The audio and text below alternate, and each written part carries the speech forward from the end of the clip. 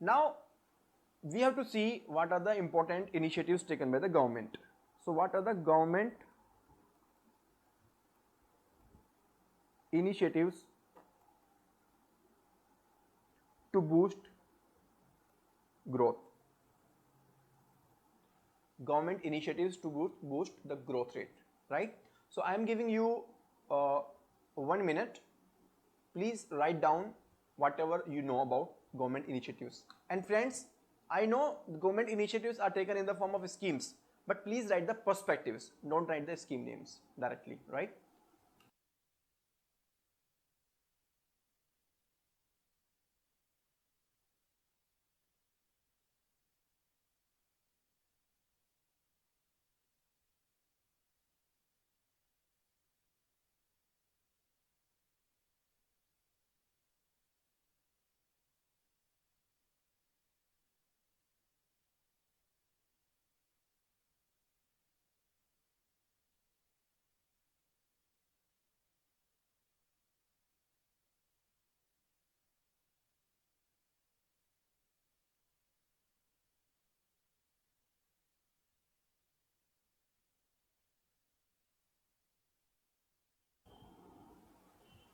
So the important government initiatives we can see, first is with respect to the investment. So with respect to investment, government has been attracting the investment through the new FDI policy 2017, through the public-private partnership, through the disinvestment and all that, right? So there are various initiatives in the investment. Then infrastructure. For the infrastructure, government has taken various initiatives like Bharatmala, Sagarmala, inland waterways, which is under the Jal Marg Vikas project. Then new civil aviation policy, Udan project. In the renewable energy, we are coming up with the national, solar wind hybrid policy and many other policies. Then digitization of the economy. Digitization of the economy will improve the efficiency. So for improving the efficiency, the government is coming with the initiatives like Digital India, the demonetization, the goods and services tax, and so on, right?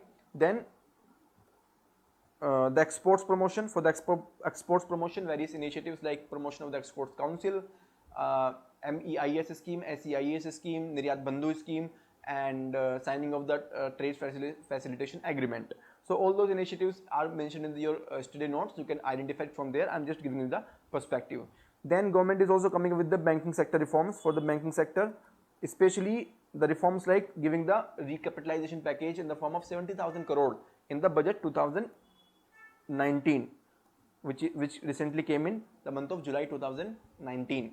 So all these initiatives are being taken. Apart from this, government is also promoting the stable policy environment.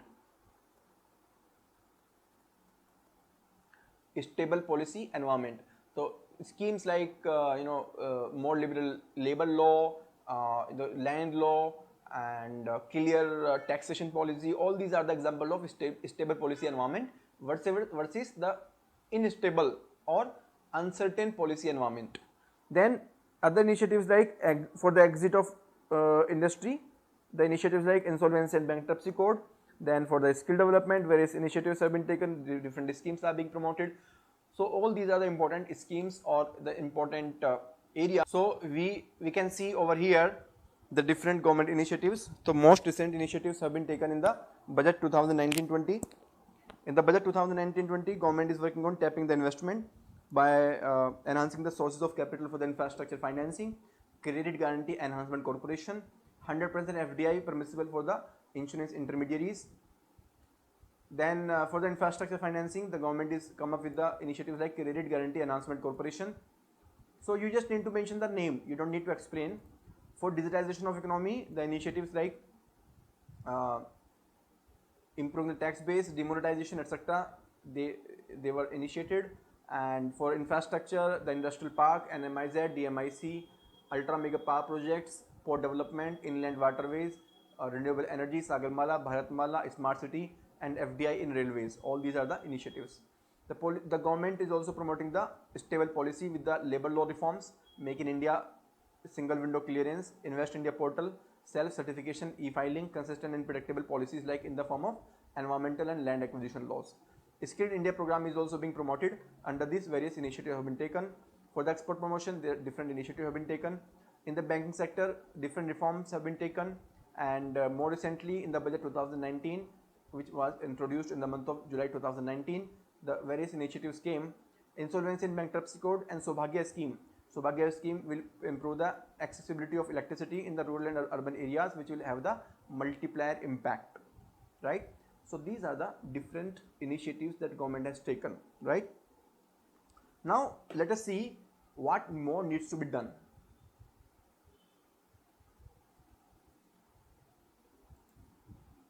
So we will see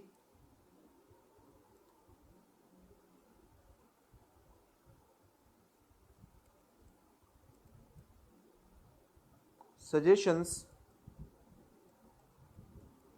to boost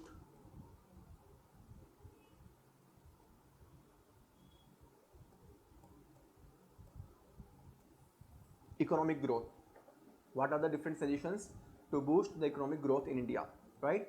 So I'm giving you 1 minute. Please think and write down, brainstorm what are the different suggestions that you can give to improve the economic growth in India.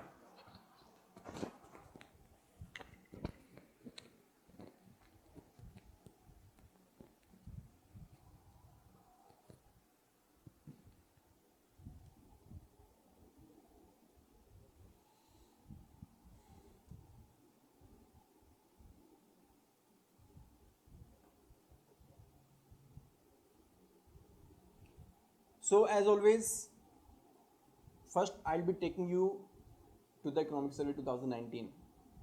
So Economic Survey 2019 has identified that if we want to become the $5 trillion economy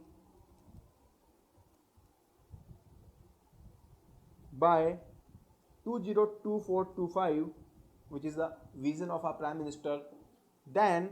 So friends, now we will see the suggestions to become high growth country and how we can boost our economic growth.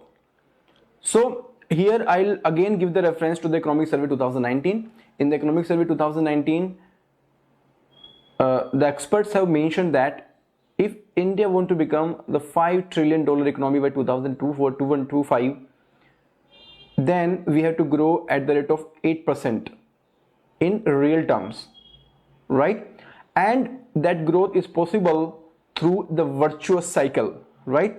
So they have mentioned that India needs to have the one virtuous cycle, right? Virtuous cycle of growth. This virtuous cycle, in this virtuous cycle, the key drivers, what will be the key drivers? So the key drivers will be savings, investments, exports and demographics, right? Savings, if we have good savings, then automatically the investments can go to, in a good manner. If we have savings, then that savings can be channelized into more productive investment. Then second is investment, particularly the private sector investment. This sector we can emphasize with the help of public-private partnership, by attracting the FDI by way of disinvestment. Then exports, very, very important. The capacity that has been created because of the investment, that capacity can be utilized with the help of exports. And finally, demographics. So this demographics is really important because all these savings, investment, export, they cannot sustain unless and until we have the good demographics. So this is how we can form the virtuous cycle. And Economic Survey has also mentioned that the traditional concept of equilibrium, right? Traditional concept of equilibrium, which says that the exports, the jobs, the economic growth, the investments, they can be treated in an isolated manner. They can be solved as an independent problem. That traditional view is no longer valid today. This traditional view, the concept of equilibrium, has been challenged by the global financial crisis. And right now, we have to deviate from the concept of equilibrium. And when we have to deviate from the concept of equilibrium, what does that mean? That means economy can either be in the virtuous cycle or in the vicious cycle. I'm repeating, if we deviate from the concept of equilibrium, then we have to treat the entire economy as an integrated one. And that means either economy will be in the vicious cycle or in the virtuous cycle, right? So we have two options, either in the vicious cycle or virtuous cycle. And if we really want to ensure that our economy grows to become the $5 trillion economy, then we have to ensure that it is virtuous cycle. We have to ensure that it is virtuous cycle, right? And this virtuous cycle can be done not only with the help of savings, investment, exports and demographics. At the same time, we have also to address the concerns and the risk that we have.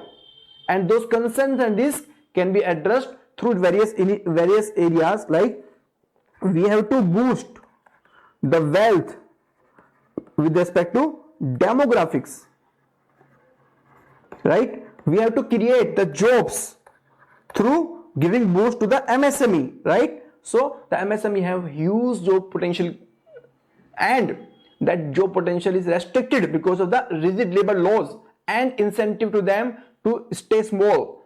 So we have to stop giving them incentive for a long period of time. We have to set up a sunset clause. So one thing is we have to set up the sunset clause, and second thing is that we have to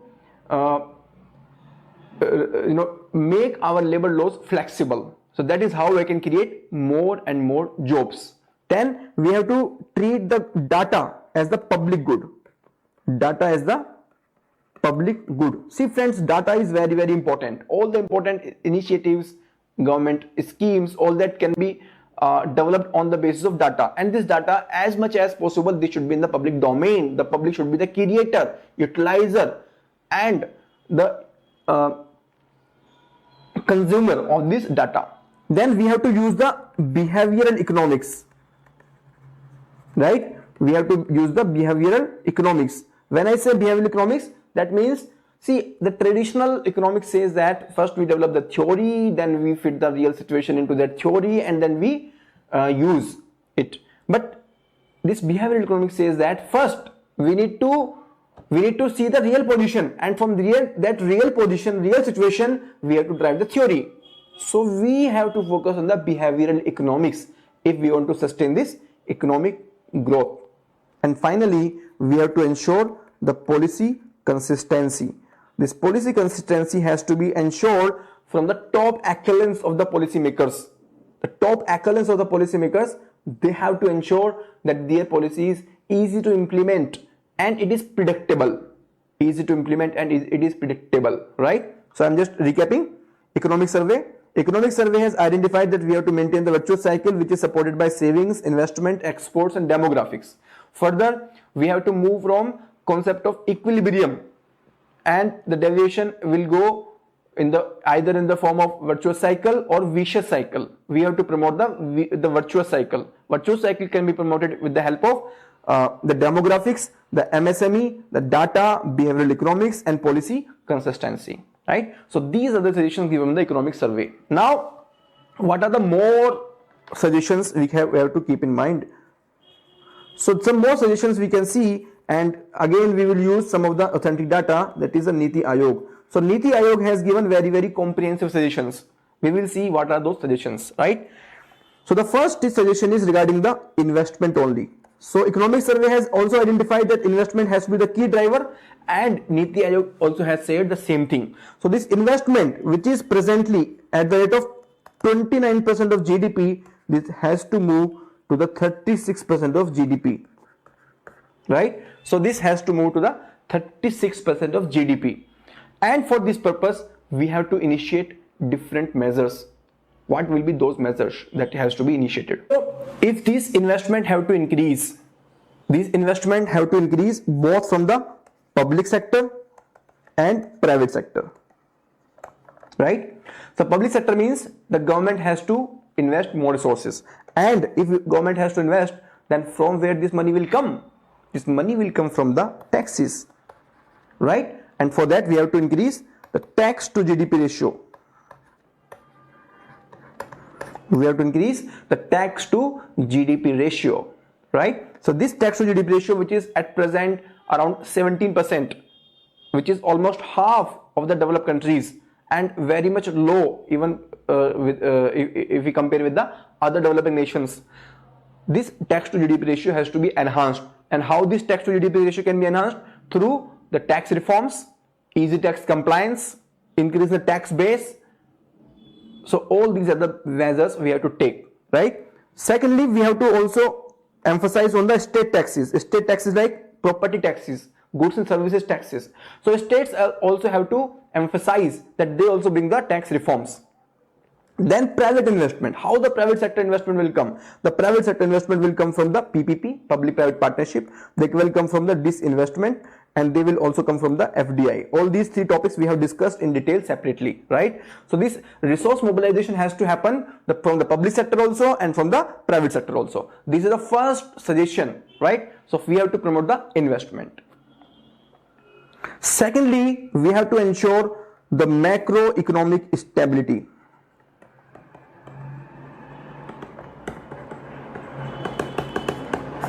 We have to ensure the macroeconomic stability. When I say macroeconomic stability, that means we have to ensure that our monetary and fiscal policies are effective. Monetary policy which is targeting the inflation. So our inflation has to be in control, and if we see in the recent time, it is under control. Fiscal policy, how fiscal policy can be useful here, right? So fiscal policy are impacting the government debt to GDP ratio, right? So this government debt to GDP ratio, this should be decreased. And how this can be useful? So if we have the low debt to GDP ratio, then more money is available, more credit or money is available to the private sector. The private sector can borrow at a lower rate of interest from the banks because the government has not borrowed. So more money is available in the credit market for the private sector. This is the one benefit. Then another benefit is that it will reduce the interest cost, and which is actually decrease the revenue deficit as well as the fiscal deficit. So we have to ensure that government reduces the debt to GDP ratio. And how this can be reduced? This can be reduced by reducing the fiscal deficit. Now at the same time, this fiscal deficit, we cannot be rigid about it. Although in the same time, this has been under control, but still we cannot be rigid about it. When I say we cannot be rigid, that what I mean to say is that NK Singh committee. So NK Singh committee was formed to review the FRBM Act, and this NK Singh committee has clearly identified that there has to be one escape and buoyancy clause. This escape and buoyancy clause will ensure the flexibility in the fiscal target. The flexibility in the fiscal target means that we have not to be rigid, rather we have to see the business cycle and the global conditions, and according to that we will maintain the flexibility in the fiscal deficit target. So this fiscal deficit target has to be flexible, it cannot be rigid one. So this is how we should ensure that our fiscal policies are effective. They are effective, right? So this is what we are supposed to do in the macroeconomic areas. Third is with respect to the exports and manufacturing sector. So we have discussed exports are very important, and there are challenges which have been identified by the Economic Survey 2018 also, backlash against the globalization. However, we have to increase our exports, and these exports can be increased by increasing the competitiveness of Indian products, and this competitiveness has to be increased for the manufacturing products as well as the agro processed products, and this competitiveness can be enhanced by reducing the power tariffs, by reducing the logistics cost, right? By maintaining the good connectivity, by promoting the export promotion councils,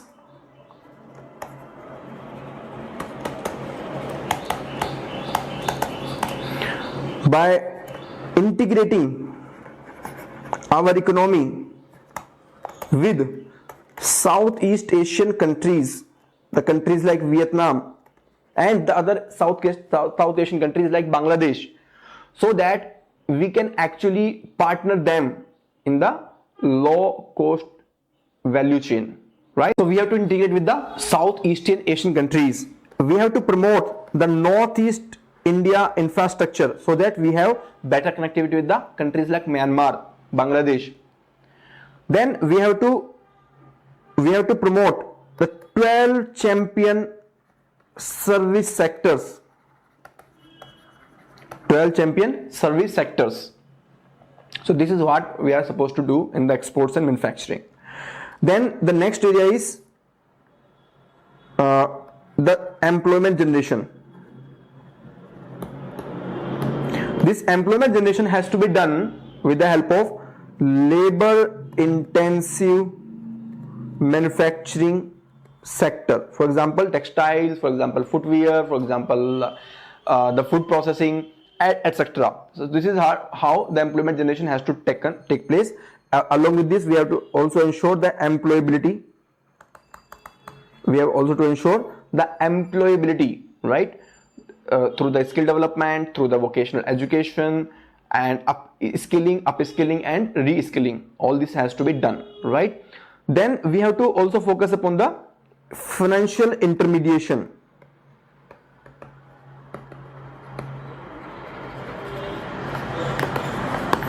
Financial intermediation, right? So financial intermediation, that means we have to resolve the NPA crisis. We have to focus on the corporate bond market, right? This is very, very important. Even the budget 2019-20 has focused upon the corporate bond market. See friends, what is the problem? Why we need the good corporate bond market? Because we need the long-term investment into the infrastructure. However, our main source of finance is from the bank, and banks are providing short to medium term finance. They are not providing the long term finance. So this need of long term finance can be met with the help of corporate bond market. That is why we have to promote the corporate bond market. And apart from this, we have to also implement the concept like gift city in Gujarat. So this type of concept actually promote the globalization of Indian finance. They attract the foreign investment into India in the liberal terms. So this is how we can increase the financial intermediation. And last, in the agriculture sector, we are also doing many reforms. So in the agriculture sector, we have to focus on the good remuneration with the help of MSP, with the help of APMC. We have also focus upon the productivity, good productivity with different schemes, and also we have to focus upon the processed and high value products like horticulture, protein based products, etc. Like, so all this is what we are supposed to do, right? I am just recapping the Niti Aayog suggestions. So Niti Aayog is first saying that we have to focus upon the investment. These investment have to come from the public as well as the private. Public through the taxes, and private PPP, disinvestment, FDI. Then we have to focus upon the macroeconomic stability, that is the prudent monetary and fiscal policies. Then we have to focus upon the exports and manufacturing.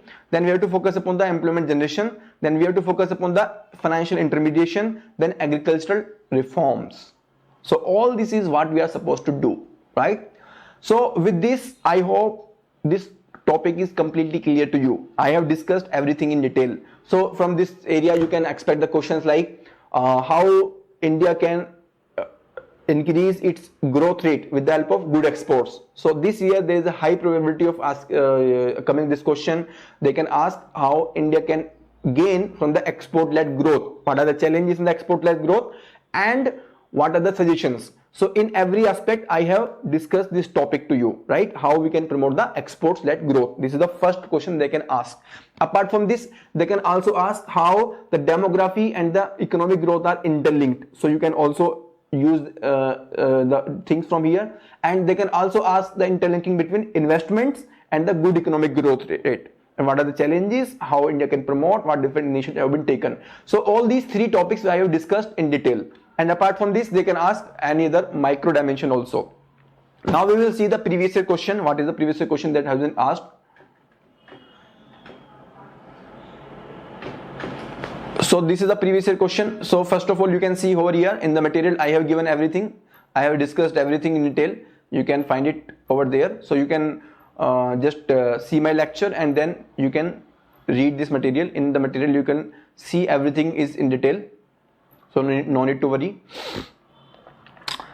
So there was a question in the UPSC Mains 2017. The question was, among several factors for India's potential growth, saving rate is the most effective one. Do you agree? What are the other factors available for growth potential? So here the question is, first is, there are several factors.